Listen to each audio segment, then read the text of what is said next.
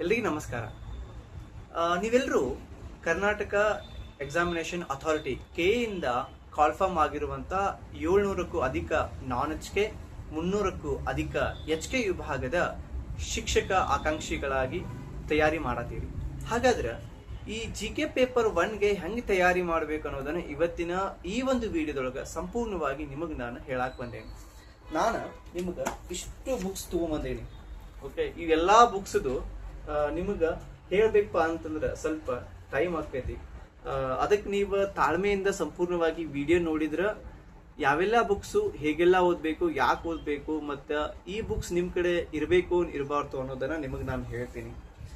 ಮೊದಲಿಗೆ ನಾವು ಮಾಡಬೇಕಾಗಿರೋದು ಫಸ್ಟ್ ಇಂಪಾರ್ಟೆಂಟ್ ಏನಂತಂತಂದ್ರೆ ಸಿಲೆಬಸ್ ಇರಬೇಕು. ನನ್ನ ಕಡೆ ಇದು ಸಣ್ಣ ಕಾಪಿ ಇದೆ. ನೀವು ಮೂಲ ಒಂದು ಏನು ನೋಟಿಫಿಕೇಶನ್ ಇದೆಯಲ್ಲ, ಆ ನೋಟಿಫಿಕೇಶನ್ ಒಳಗಡೆ ಪೇಪರ್ 1 ಸಿಲೆಬಸ್ ಅನ್ನು ಅವ್ರು ಅಪ್ಲೋಡ್ ಮಾಡ್ಯಾರ, ಅಂದ್ರೆ ಅದರೊಳಗನೆ ಇದೆ. ಅದು ನೀವೇನ್ ಮಾಡ್ಬೇಕು, paper 1 G K paper 1 syllabus ಅನ್ನ ದಯವಿಟ್ಟು ಅದನ್ನ ಕೊಟ್ಟಾರಲ್ಲ ಅದನ್ನ ನೀವು ಬರ್ಕೋಬಹುದು ಇದೇ ರೀತಿನೇ.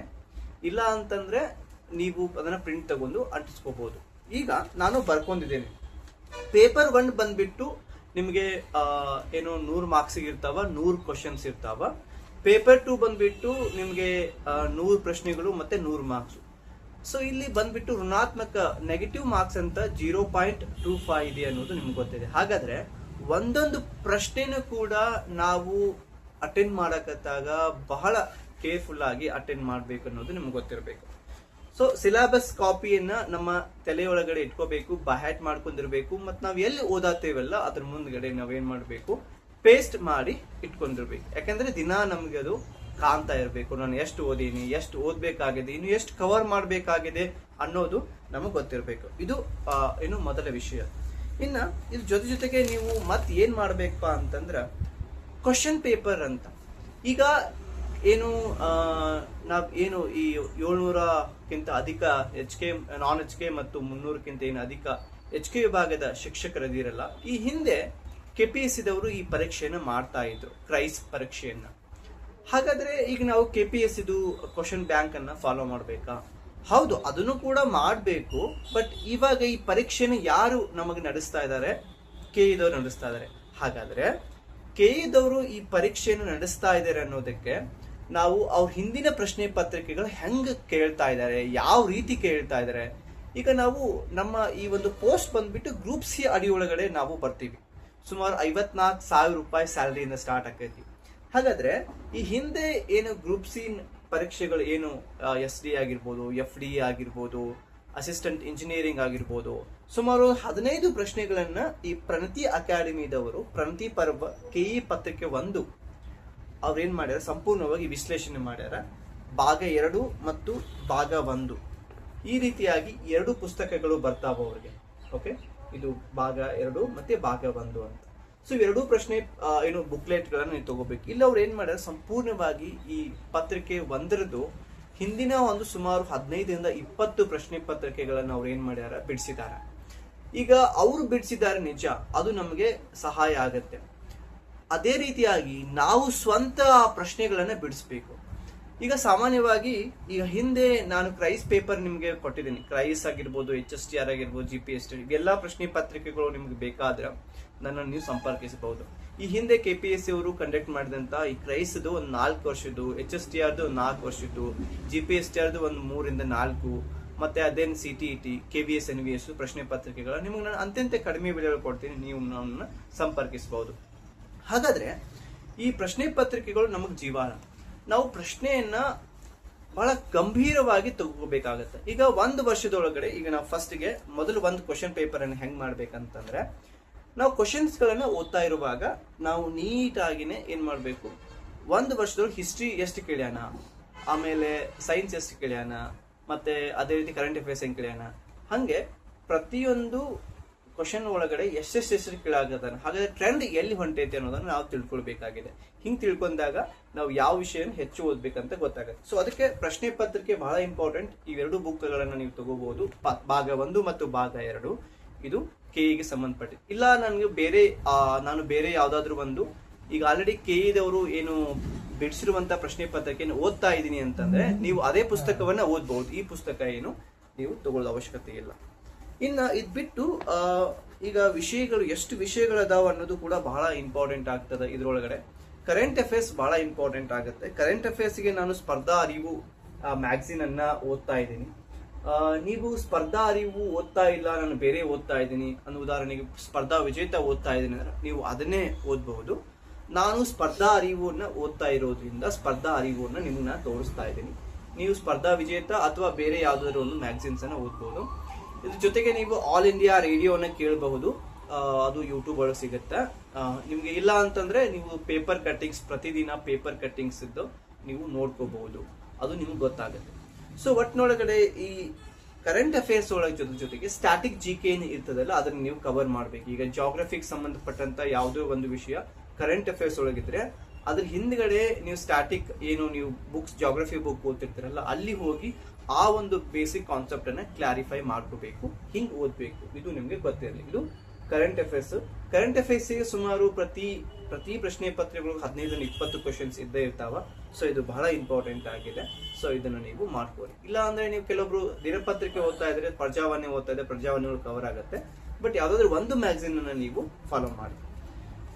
ಇನ್ನು ಮುಂದುವರೆದು ಈಗ ಸೈನ್ಸ್ ಅಂಡ್ ಟೆಕ್ನಾಲಜಿ ಬಂದ್ಬಿಟ್ಟು ಅಥವಾ ನಾನು ಯಾವ ಪುಸ್ತಕವನ್ನ ಓದ್ತಾ ಇದ್ದೀನಿ ಅಂತಂದ್ರೆ ನಾನು 4G ಸೈನ್ಸ್ ಅವ್ರದ್ದು ನಾನು ಈ ಸೈನ್ಸ್ ಪುಸ್ತಕವನ್ನ ಓದ್ತಾ ಇದ್ದೀನಿ. ನಾನು ಈಗ ಬಹಳ ದಿನ ಆಗಿತ್ತು ಈ ಪುಸ್ತಕವನ್ನು ತೆಗೆದುಕೊಂಡು. ನಾನು ಆಲ್ರೆಡಿ ಒಂದ್ಸಲ ಅಷ್ಟೇ ಕಣ್ಣು ಹಾಸಿದ್ದೆ, ಬಟ್ ಅದಾದ್ಮೇಲೆ ಓದಿರ್ಲಿಲ್ಲ. ಈಗ ನಾನು ಈ ಪುಸ್ತಕವನ್ನ ಓದ್ತಾ ಇದ್ದೀನಿ. ಈ ಪುಸ್ತಕ ಬದಲಿಗೆ ಬೇರೆ ಯಾರಾದ್ರೂ ಒಳ್ಳೆ ಪುಸ್ತಕವನ್ನ ನೀವು ಅದನ್ನ ಓದ್ತಾ ಇದ್ರೆ ದಯವಿಟ್ಟು ಕೂಡ ಅದನ್ನೇ ಓದಿ. ನಾನು ಇದನ್ನು ಓದ್ತಾ ಇದ್ದೀನಿ ನೀವು ತೆಗೆದುಕೊಳ್ಳೋ ಅವಶ್ಯಕತೆ ಇಲ್ಲ. ಬಟ್ ಯಾರು ಆಲ್ರೆಡಿ ಈ ಪುಸ್ತಕ ಇದೆ ದಯವಿಟ್ಟು ಇದೇ ಪುಸ್ತಕವನ್ನು 2-3 ಬಾರಿ ಮುಗಿಸಿ.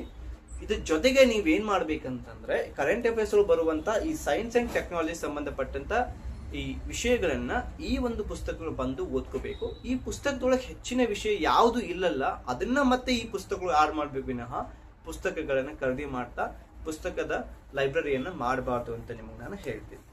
ಇನ್ನು ಜಾಗ್ರಫಿಗೆ ಬಂದ್ಬಿಟ್ರೆ ನಾನು ಜಾಗ್ರಫಿಗೆ ನೀವು ಬೇಸಿಕ್ ಬುಕ್ಸ್ ಗಳನ್ನ PUC ಫಸ್ಟ್ ಇಯರ್ ಮತ್ತೆ ಸೆಕೆಂಡ್ ಇಯರ್, ನನ್ನ ಕಡೆ ಈಗ PUC ಸೆಕೆಂಡ್ ಇಯರ್ದ ಬುಕ್ ಇದೆ, ಮಾನವ ಭೂಗೋಳಶಾಸ್ತ್ರ.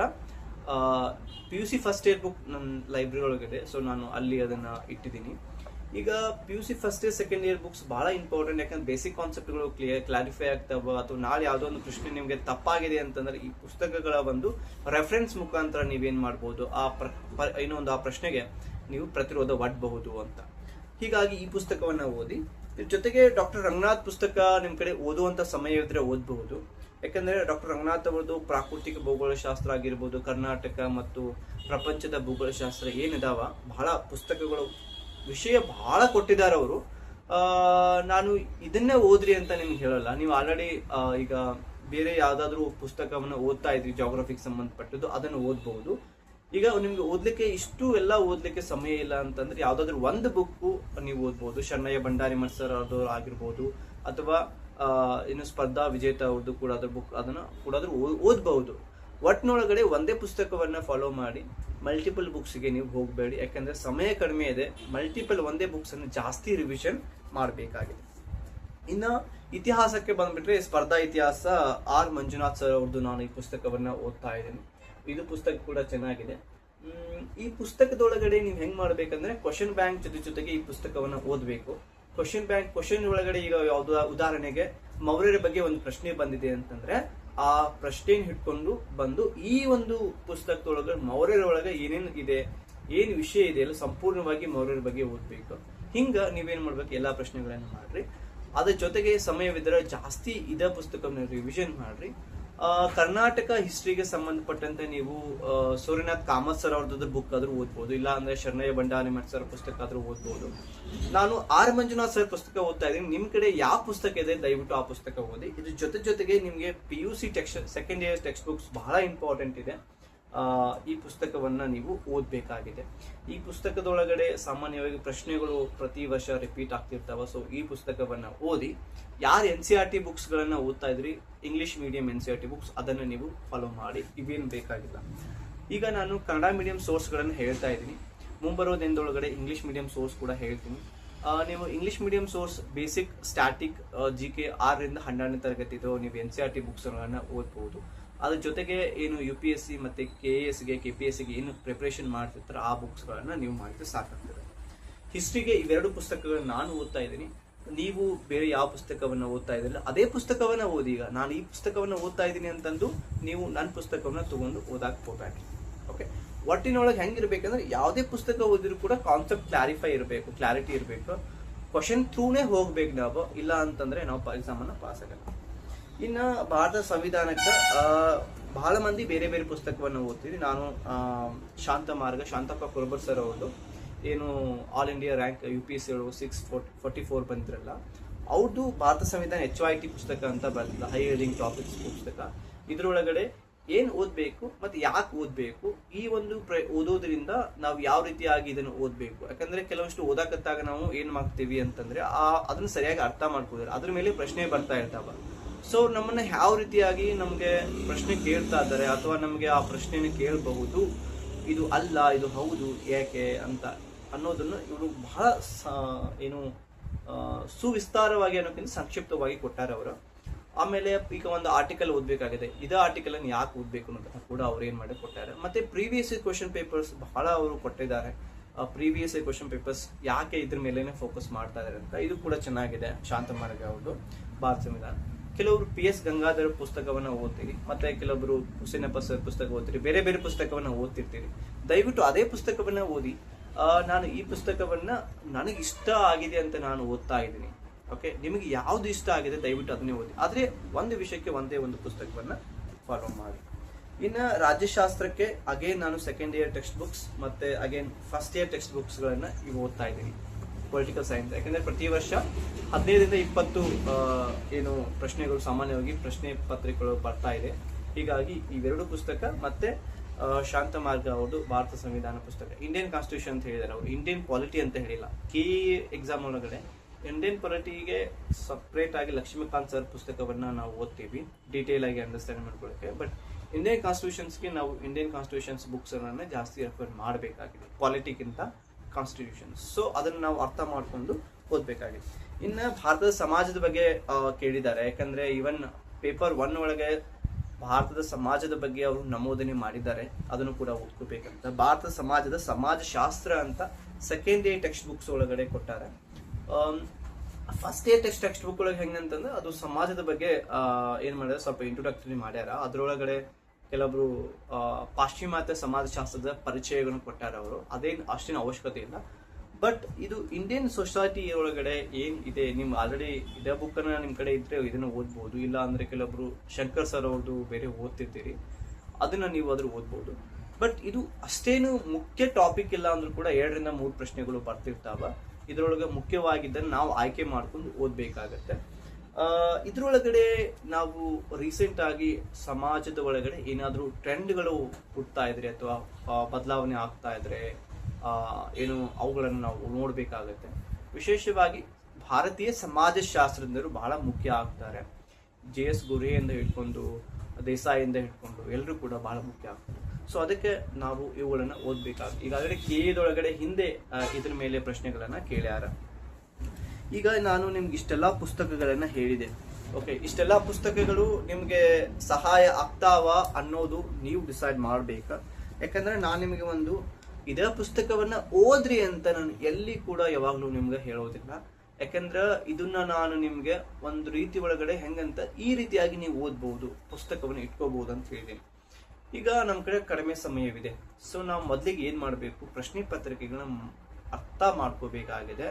ಯಾವ ಪ್ರಶ್ನೆಗಳು ಯಾವ ರೀತಿ ಬರ್ತಾ ಇದೆ, ಯಾವ ಒಂದು ವಿಷಯದ ಮೇಲೆ ಹೆಚ್ಚಿಗೆ ಕೇಳ್ತಾ ಇದ್ದಾನೆ ಅನ್ನೋದು ನಮಗೆ ಗೊತ್ತಾದ್ರೆ ನಾವು ಆ ಒಂದು ವಿಷಯಕ್ಕೆ ಹೆಚ್ಚಿಗೆ ಒತ್ತು ಕೊಡಬೇಕು.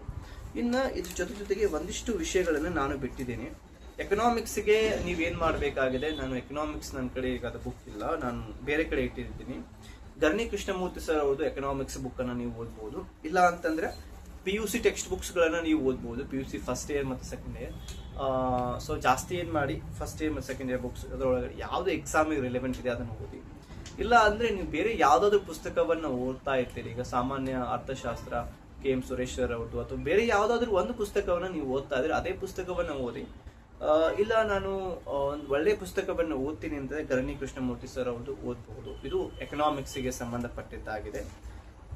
ಇನ್ನು ಮೆಂಟಲ್ ಎಬಿಲಿಟಿಗೆ ಸಂಬಂಧಪಟ್ಟಂತೆ ಮೆಂಟಲ್ ಎಬಿಲಿಟಿಗೆ ನೀವು ಯಾರಾದ್ರೂ ಒಳ್ಳೆ ಕ್ಲಾಸ್ ಹೇಳೋರನ್ನ ಕ್ಲಾಸ್ ಹೇಳೋರನ್ನ ನೀವು ನೋಡ್ಬೋದು. ಈಶ್ವರ್ ಗಿರಿ ಸರ್ ಅವರು ಚೆನ್ನಾಗಿ ಕ್ಲಾಸ್ ಹೇಳ್ತಾರೆ, ನೀವು ಅವ್ರದ್ದು ಕ್ಲಾಸ್ ಆದ್ರೂ ಕೇಳಬಹುದು. ಇಲ್ಲ ಅಂತಂದ್ರೆ ನೀವು ಯಾರಾದ್ರೂ ಈಗ ಧಾರವಾಡ, ಬಿಜಾಪುರ್ ಮತ್ತೆ ಕಲಬುರ್ಗಿ ಮತ್ತೆ ಬೆಂಗಳೂರು ಒಳಗಡೆ ಏನಾದ್ರು ಇದ್ರೆ ಆಫ್ಲೈನ್ ಕ್ಲಾಸಸ್ಗಳು ಮಾಡ್ತಿರ್ತಾರೆ, ಒಂದು 30 ದಿನದ್ದು ಅಥವಾ 45 ದಿನದ್ದು ಮೆಂಟಲ್ ಎಬಿಲಿಟಿ ಕ್ಲಾಸಸ್. ಸೊ ಆ ಕ್ಲಾಸಸ್ಗೆ ಹೋಗಿ ನೀವು ಕಲಿಬಹುದು ಮೆಂಟಲ್ ಎಬಿಲಿಟಿ. ಒಂದು ಆಫ್ಲೈನ್ ಇದ್ರೆ ಆಫ್ಲೈನ್ ಹೋಗಿ ಕಲೀರಿ. ಇಲ್ಲ ನನಗೆ ಆಫ್ಲೈನ್ ಹೋಗ್ಲಿಕ್ಕೆ ಆಗಲ್ಲ ಅಂತಂದ್ರೆ ಈಶ್ವರ್ ಗಿರಿ ಸರ್ ಅವ್ರದ್ದು ಆನ್ಲೈನ್ ಕ್ಲಾಸ್ ಅನ್ನು ಕೂಡ ತಗೋಬಹುದು. ನಾನು ಸಾಮಾನ್ಯವಾಗಿ ನಿಮಗೆ ಯಾವುದು ಇಷ್ಟ ಇದೆ ಅಥವಾ ನೀವು ಎಲ್ಲಿ ಹೋಗ್ತಾ ಇದ್ದೀರಿ ಅನ್ನೋದು ನೀವು ಡಿಸೈಡ್ ಮಾಡ್ಕೋಬೇಕು. ಮತ್ತೆ ಪರಿಸರಕ್ಕೆ ಸಂಬಂಧಪಟ್ಟಂತ ಎನ್ವಿರಾನ್ಮೆಂಟ್ಗೆ ಸಂಬಂಧಪಟ್ಟಂತ ಪುಸ್ತಕ ಅಂತ ಸಪ್ರೇಟ್ ಆಗಿ ಏನು ಓದ್ಲಿಕ್ಕೆ ಹೋಗ್ಬೇಡ್ರಿ. ನೀವೇನ್ ಮಾಡ್ರಿ, ಯಾವುದು ಕರೆಂಟ್ ಅಫೇರ್ಸ್ ಒಳಗಡೆ ಏನು ಜಾಸ್ತಿ ಇದೆ ಅದನ್ನ ನೀವೇನ್ ಮಾಡ್ರಿ ನೋಡ್ರಿ. ಕರೆಂಟ್ ಅಫೇರ್ಸ್ಗೆ ಸಂಬಂಧಪಟ್ಟಂತೆ ಕೆಲವೊಂದು ಪರಿಸರದ ಸಂಬಂಧಪಟ್ಟ ಸಮಸ್ಯೆಗಳೇನದಾವ, ಚಳವಳಿಗಳೇನದಾವ ಅವುಗಳನ್ನು ನೀವೇನ್ ಮಾಡ್ರಿ ನೋಡ್ತಾ ಹೋಗ್ರಿ. ಐ ಹೋಪ್ ಇವತ್ತಿನ ಈ ವಿಡಿಯೋದೊಳಗಡೆ ನಾನು ಕರ್ನಾಟಕ ಎಕ್ಸಾಮಿನೇಷನ್ ಅಥಾರಿಟಿ KA ಏನು ಪ್ರೈಸ್ ಇಲಾಖೆಯೊಳಗಡೆ ಏನು ಪರೀಕ್ಷೆನ ಕಂಡಕ್ಟ್ ಮಾಡಕ್ ಹೊಂಟಾರಲ್ಲ, GK ಪೇಪರ್ ಒಂದು ಕಂಪ್ಲೀಟ್ ಬುಕ್ ಲಿಸ್ಟ್ ಅನ್ನ ನಿಮ್ಗೆ ನಾನು ಕೊಟ್ಟಿದ್ದೀನಿ. ಈ ಬುಕ್ ಲಿಸ್ಟ್ಗಳು ಸೊ ನಾನು ಒಂದು ಅಧ್ಯಯನ ಮಾಡಿ ನನ್ನ ಸ್ನೇಹಿತರನ್ನ ಕೇಳಿ ಪ್ರಸ್ತುತ ದಿನಮಾನದೊಳಗಡೆ ನಿಮಗೆ ಅಪ್ಲೈ ಮಾಡುವಂತ ಪುಸ್ತಕಗಳನ್ನ ನಿಮ್ಗೆ ಹೇಳಿದೆ. ನಾನು ಹಿಂದೆ ಕೂಡ ಕೆಲವಷ್ಟು ವಿಡಿಯೋ ಮಾಡಿದ್ದೆ. ಸೊ ಸಾಧ್ಯವಾದಷ್ಟು ಈ ಒಂದು ವಿಡಿಯೋದೊಳಗೆ ಇರುವಂಥ ಬುಕ್ಸ್ಗಳನ್ನು ನೀವು ಪರ್ಚೇಸ್ ಮಾಡಕ್ಕೆ ನೋಡ್ರಿ. ಅದು ನಿಮ್ಗೆ ಇಷ್ಟ ಇದ್ರೆ ಮಾತ್ರ ಮಾಡಿ. ಅದ್ರ ಜೊತೆಗೆ ಈಗ ಆಲ್ರೆಡಿ ನೀವು ಬೇರೆ ಪುಸ್ತಕವನ್ನು ಓದ್ತಾ ಇದ್ರೆ ಅದೇ ಪುಸ್ತಕವನ್ನು ಓದಿ. ಸ್ಕೂಲ್ ಬುಕ್ಸ್ ಓದ್ಬೇಕಾ ಮತ್ತೆ ಬೇಡ ಅನ್ನೋದು ಅದನ್ನ ನೀವು ಡಿಸೈಡ್ ಮಾಡ್ರಿ. ಈಗ ಆಲ್ರೆಡಿ ನಾನು 2 ರಿಂದ 3 ಬಾರಿ ಓದಿದ್ದೀನಿ. ಸ್ಕೂಲ್ ಬುಕ್ಸ್ ನನಗೆ ಚೆನ್ನಾಗಿ ಅರ್ಥ ಆಗಿದೆ ಅಂತಂದ್ರೆ ಇದೇ ಒಂದು ಪುಸ್ತಕಗಳನ್ನು ನೀವು ನೇರವಾಗಿ ಓದಬಹುದು. ಸೊ ಮತ್ತೆ ಮುಂದಿನ ವಿಡಿಯೋದೊಳಗಡೆ ನಾನು ಸಂಪೂರ್ಣವಾಗಿ ಪೇಪರ್ 2 ಬಗ್ಗೆ ಹೆಂಗೆ ಓದ್ಬೇಕಾ, ಪ್ರತಿಯೊಂದು ಬುಕ್ಸ್ಗಳನ್ನು ನಾವು ಯಾವ ರೀತಿಯಾಗಿ ಓದ್ಬೇಕು ಅನ್ನೋದನ್ನ ನಿಮ್ಗೆ ನಾನು ಅದ್ರ ಮುಖಾಂತರ ವಿವರಿಸ್ತೀನಿ. ಅಲ್ಲಿವರೆಗೆ ನನ್ನ ಚಾನಲ್ ಸದಾ ನೋಡ್ತಾ ಇರಿ. ನಮಸ್ಕಾರ.